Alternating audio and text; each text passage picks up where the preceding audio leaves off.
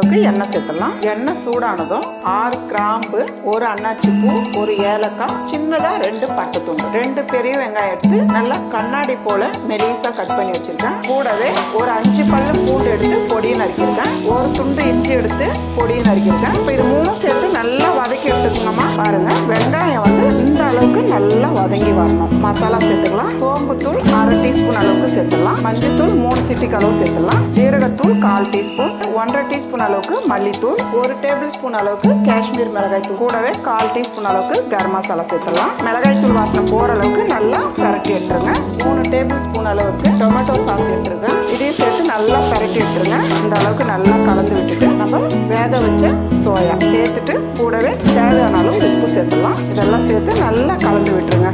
இந்த அளவுக்கு நல்லா மசாலா பிடிக்கிற அளவுக்கு நல்லா கலந்து விட்டுருங்க. ஒரு 1/2 கைப்பிடி அளவுக்கு தண்ணி எடுத்து இப்படி தெளிச்சு விட்டுருங்க. நல்லா ஃப்ரை பண்ணிடுங்க. பாருங்க, இந்த அளவுக்கு நல்லா ஃப்ரை ஆயிடணும். 1/4 டீஸ்பூன் அளவுக்கு பெப்பர், 3 பச்சை மிளகாய் 4 கட் பண்ணியிருக்கேன். இது வெறும் வாசனைக்காக தான். கூடவே ஒரு கொத்து கருவேப்பிலை. அவ்வளோதாம்மா. நல்ல ஒரு டேஸ்டான ரொம்ப ஈஸியான சோயா ஃப்ரை ரெடி. இது ஈவினிங் டைமில் ஸ்நாக்ஸாகவும் செஞ்சு கொடுக்கலாம், இல்லை டின்னருக்கு சைட் டிஷ்ஷாகவும் செஞ்சு கொடுக்கலாம்.